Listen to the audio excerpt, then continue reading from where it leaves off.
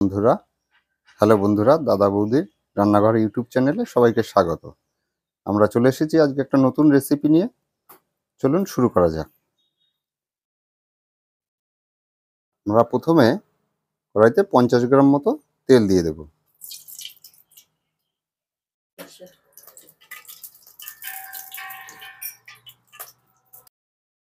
সামান্য পরিমাণে জিরে দিয়ে দেব।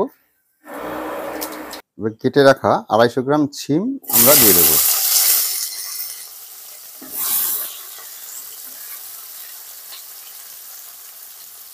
এবং একটা বড় সাইজের একটা আলু কেটে রেখেছি, সেটাও দিয়ে দেব।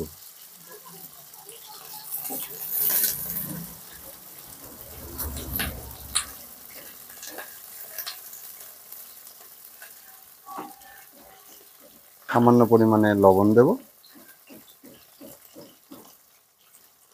আর হাফ চামচ মতো হলুদ দিয়ে দেব। দিয়ে এটাকে নাড়তে থাকবো।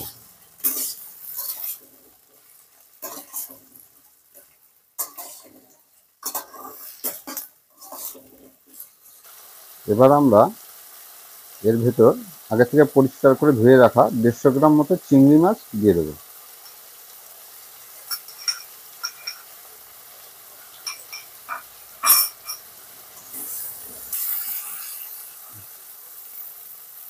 আজকের এই শিম দিয়ে যে রেসিপিটা তৈরি হচ্ছে, এই রেসিপিটা সম্পূর্ণ একটা নতুন রেসিপি।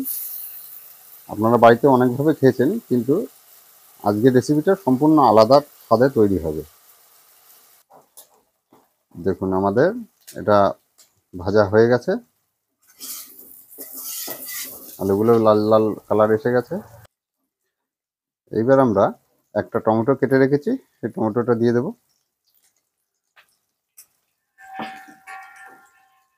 1 চামচ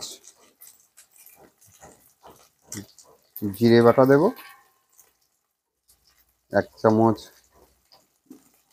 সর্ষে বাটা দেব। আপনারা পোস্ত বাটাও দিতে পারেন। আচ্ছা, 1 চামচ পেঁয়াজ বাটা দেব। হাফ চামচ আদা বাটা দেব। আর দুটো কাঁচা লঙ্কা বেটে রেখেছি, সেটা দিয়ে দেব।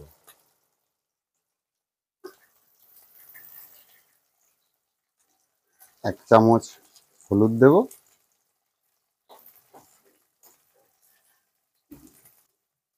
স্বাদ অনুযায়ী লবণ দেব। আর হাফ কাপ মতো জল দিয়ে দেব। দিয়ে এটাকে একটু নেড়ে নেব।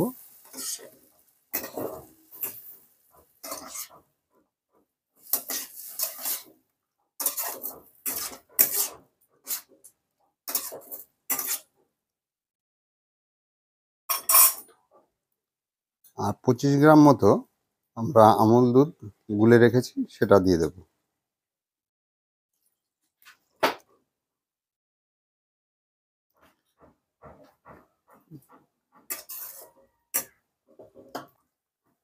আচ্ছা, আর একটু জল দেব আমরা, আপনারা বুঝে দেবেন। এইবার এটা নেড়ে চেড়ে 10 মিনিটের জন্য আমরা এটাকে ঢেকে দেব। এবার আঁচটা মিডিয়াম এতে রাখবো। আমাদের 10 মিনিট পার হয়ে গেছে। এবার আমরা ঢাকনাটা খুলে দেখব। আমাদের এটা প্রায় হয়ে এসছে। এবার আমরা এর ভেতরে 2 চামচ মতো চিনি দিয়ে দেবো।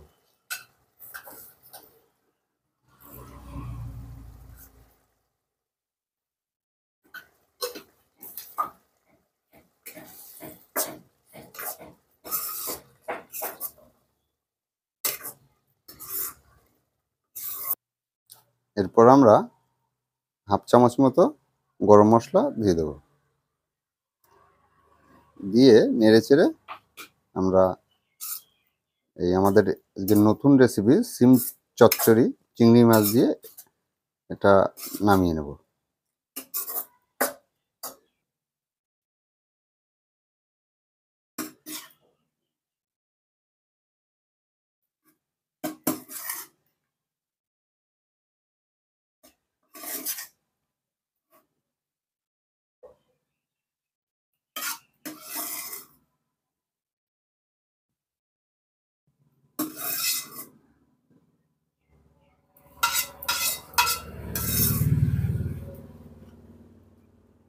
আমাদের চিংড়ি শিম দিয়ে তৈরি চচ্চড়িটা তৈরি হয়ে গেছে।